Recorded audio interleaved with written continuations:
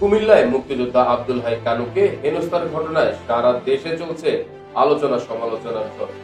জানা যায় 5ই আগস্ট সরকার পতনের পর দীর্ঘদিন পলাতক থাকার পরে নিজ এলাকায় আসার পরে মারধরের শিকার হয় এই মুক্তিযোদ্ধা।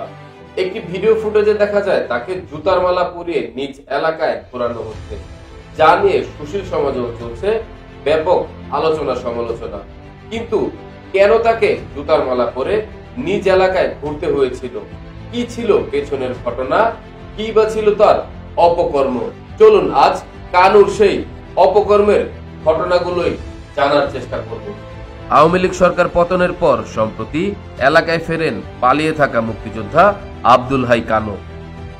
এরপরে লাঞ্ছনার শিকার হন তিনি। একজন কেন্দ্রীয় কৃষক লীগের সদস্য, জেলা কৃষক লীগের সহসভাপতি এবং সাবেক এমপি বাহারের কাছের লোক হিসেবেই পরিচিত তিনি। মুক্তিযোদ্ধা আব্দুল হাই এলাকায় আধিপত্য বিস্তারে, প্রতিপক্ষকে দমন পীড়ন, এমনকি নিজ দলের নেতাকর্মীদেরও নির্যাতনের শিকার হতে হয়েছে তার কাছে।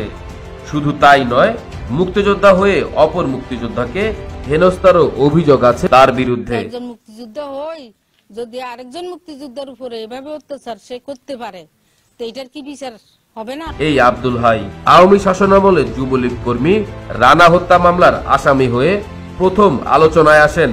বর্তমানে হামলা, মারধর ও ডিজিটাল আইন সহ 4টি মামলার আসামি তিনি।